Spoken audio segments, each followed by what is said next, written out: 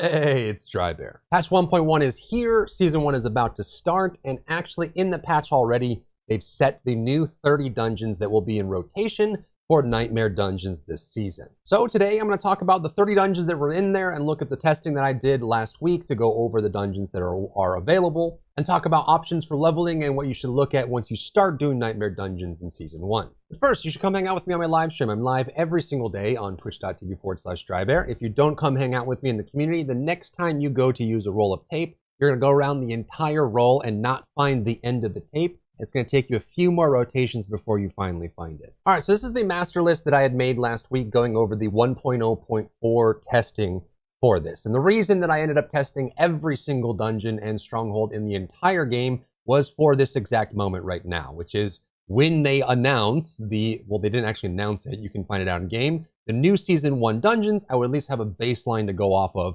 with those dungeons that are now in that rotation. So Season 0 is listed on this. So this first column here on the left side, I have whether it's a stronghold and what season the dungeon was active in. So these are our 30 dungeons for Season 0, or pre-season. These are all the dungeons that are not in an active rotation. And then I went in and with my chat and with all of the sigil powder I had on hand on all my characters, I rolled every single sigil until we got all 30 dungeons that are in the rotation. So the rotation is listed here on this list here, dungeon on the top here. All 30 of them are inside of Season 1 for the rotation. Now, this is pretty useful because now we have this baseline here. So you can look at what mob types are in all of these dungeons. This is the in the order that the mob types appear. What objectives are in these dungeons in the order that they appear. So Sorceress Lair, you'll be killing constructs and then kill a boss. In Charnel House, you'll free prisoners and then kill constructs and then a boss in Mariner's Refuge. Dead Man's Dredge, you'll collect Animus from Animus elites and then free prisoners. So I have all the objectives listed here for all of the dungeons. And then of course we have the clear time that it takes to clear them. So that way you can know how long each one is. By the way, take this rating of speed to be basically equivalent to the value of glyph leveling. So the faster the dungeon is, the faster you complete it, the faster you get glyph XP, and glyph XP is just a factor of the sigil level itself, which means that a faster dungeon is going to be better glyph experience. So if you're looking for that, you can make a copy of my master list with the new updated data values in it. Horfrast Demise of the 30 dungeons is the fastest to complete across the board. You just have to kill a couple constructs, kill a boss, and you're done. So that's going to be the best one for leveling glyph XP. And then all of the dungeons that are smaller with smaller layouts are going to be better for glyph XP as well. So Shifting City, Twisted Hollow, Mariner's Refuge, and Sorceress Lair are going to be excellent choices for leveling glyphs up as quickly as possible, and it goes down from there. So you have those options available, plus the location and the min level that you'll need for that. XP-wise, so I retested Sorceress Lair again today just to see. It got a much lower score than it did pre-patch, but it's still the higher one of all of these. I would say anything in the light green to high green is what you want to look for XP. Commodore Temple is still going to be the best for group leveling because it has 3 lanes that you can farm from. And then Sorceress Lair, Mariner's Refuge, Tomb of the Saints, Akan's Grasp, and Stockades are all good because you can split up and farm those, so those are all pretty decent.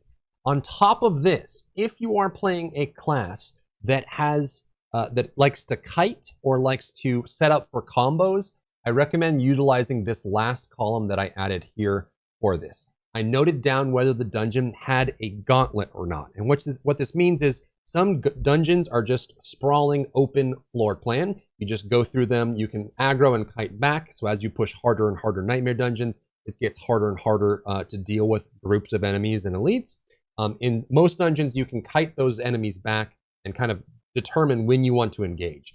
However, for some builds, if you're either slow moving or squishy or you're very setup based, a gauntlet can be a bit of a problem for you because what a gauntlet is you get locked in a room. So you enter the room, the 2 fog gates on the entrance and exit go up and you're trapped in there. You cannot leave until you complete killing all the enemies. And for some builds, these are problematic because if you're a build that has to kite or run backwards or set up, depending on the mob type, getting locked into a room can be very hard for pushing.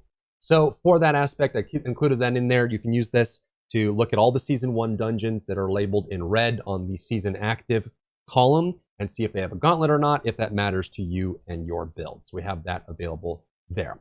What I'm going to do is I'll leave these numbers as they are for now. I updated the group XP for the nerfs from yesterday, so that is more accurate than before. And then what I'll do is I'll be, when I get to Nightmare testing and I test all the Nightmare dungeons, I'll do a tier list and then a pushing tier list for the dungeons themselves so that you can see which ones are better for pushing high keys. And I'll do that once the season starts and I'm actually testing it myself. But I wanted to update you on the Season 1 rotation. It includes Surratt's Lair, Charnel House in Dry Steppes, Mariner's Refuge in Scosglen, Deadman's Dredge in Fractured Peaks, Comdor Temple in Dry Steppes, Oldir's Cave in Kyrgyzstan, Tomb of the Saints in Kyrgyzstan, Akon's Grasp in Hawazar, Twisted Hollow in Scosglen, Immortal Emanation in Fractured Peaks, Pallid Delve in Dry Steppes, Stockades in Scosglen, Iron Hold in Hawazar, Domhain Tunnels in Scosglen, Garan Hold in Scosglen,